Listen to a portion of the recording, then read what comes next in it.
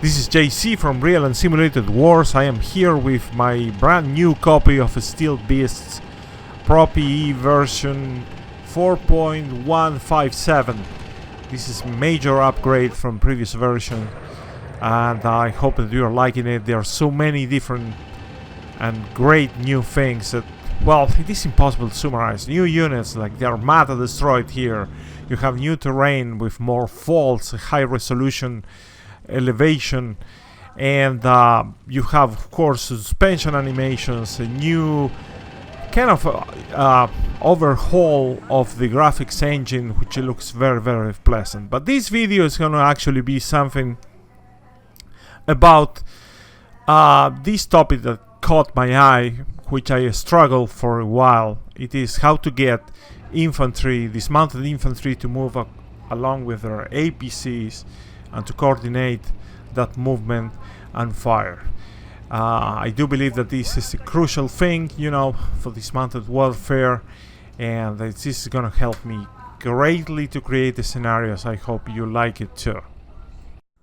And let's check this very simple setup that I have here. I have a BMP T-15 Armada, which is one of the new assets that you have available here in Steel Beasts 4.1. It's non-drivable, but you can command it, like, you know, give it basic commands that go forward, etc., etc.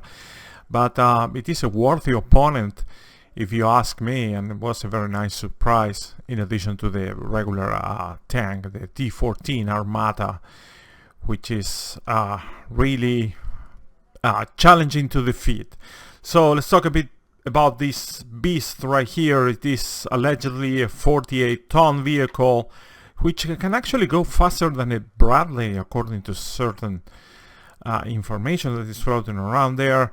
It has in two variants with 30 and 50 millimeter cannon. I do believe that the one that I'm showing here is fitted with a 30 millimeter cannon, and you see 4 Cornet missiles mounted on each side of the turret. The turret is not manned. All the crew, it is inside the vehicle, outside, not outside, but below the turret. Over there you see the vision ports, actually periscopes.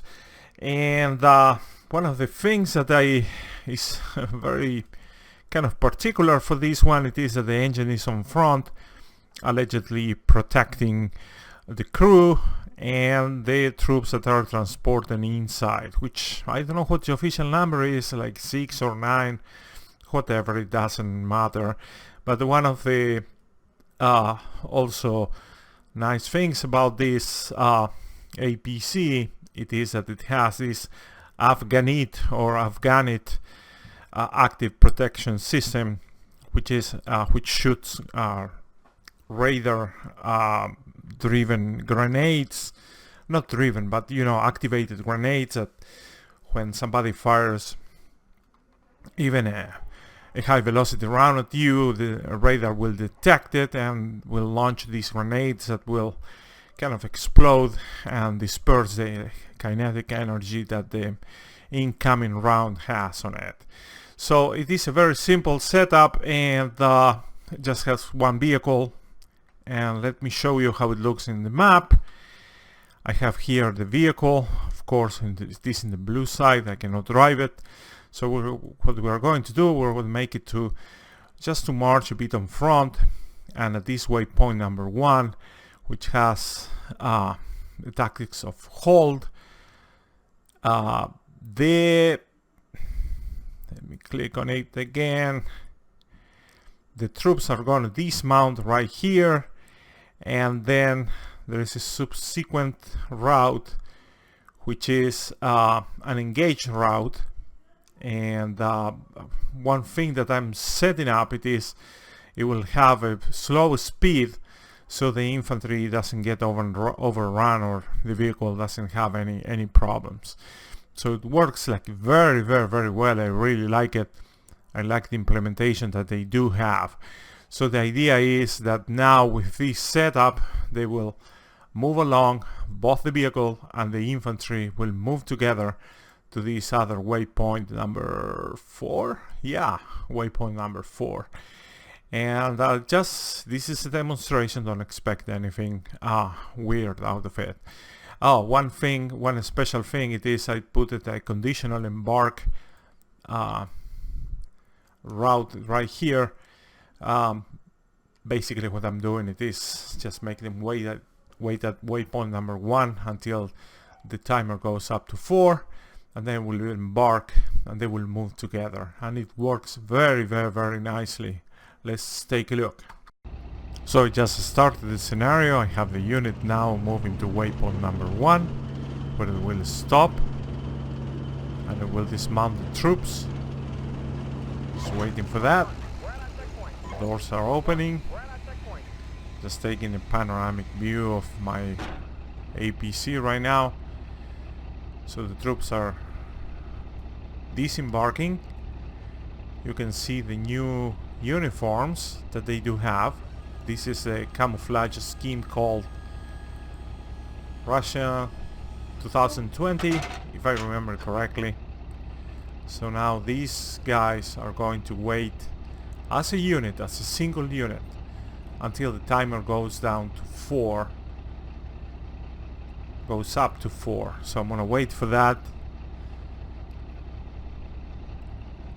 and I'm going to skip that wait, of course, to make the video shorter. So welcome back. I was minute number 4, and look at that. That is beautiful. The APC just pull it back a little, and it will let the infantry to advance in front, and these guys are in an engaged route at 10 miles per hour. The infantry is just moving along with the APC, which is great. This just made my day.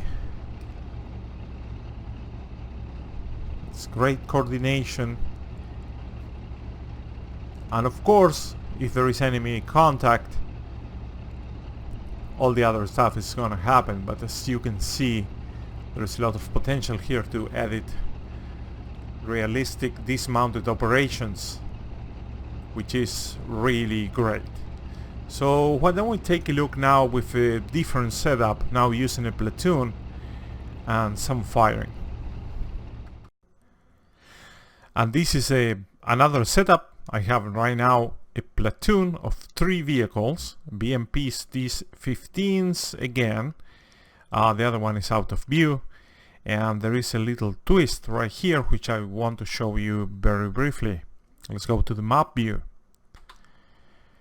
In the map view you can see I have my vehicles. There are actually 3. I'm gonna make them move forward. The tactics for this is gonna be engage. There is no enemy opposition, I have to warn you. And when they arrive at this waypoint number 9, the troops are going to dismount, and the tactics for this waypoint number 9 are suppression. I will ask them to suppress this particular area here. I'm putting it kind of close so the infantry can participate.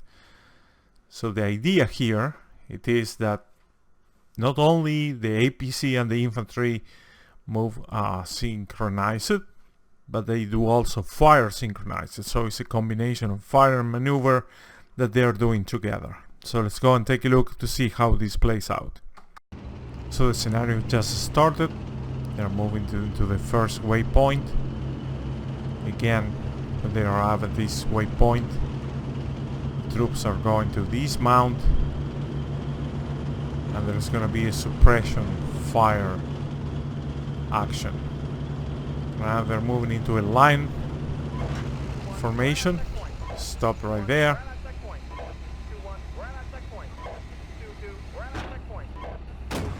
And the troops are coming out. So you can see they kind of pop out.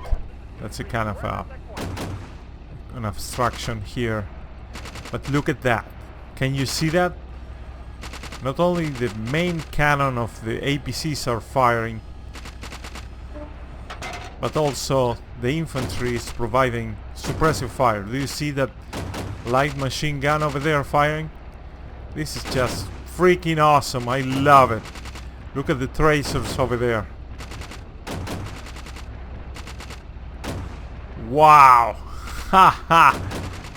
The red ones are the autocannon or the cannons from the BMPs, and the green tracers are just the light machine guns. Look at the bouncing of the rounds. I absolutely love this. So you have not only movement but also coordinated fire between both units. This is just lovely. This is gonna help a lot to make realistic scenarios and quite a worthy opponent from the Russian side.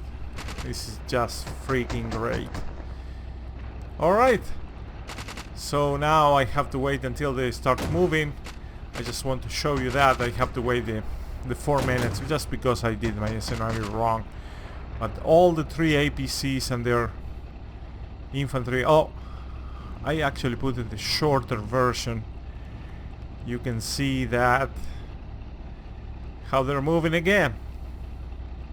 Absolutely great. Alright, and yet again, as I mentioned in the introduction to this video, there is so many new features in this Steel Beast's new version that actually shouldn't even be called 4.1 but 4.5 or 7, I don't know. There's so much new stuff that it is great. They have brought it, and we will keep talking about this. Right now I'm too busy playing, to be honest, but I just wanted to share this quick video regarding this thing that is really awesome. So thank you very much for watching, and stay tuned for more Steel Beast material. Thank you.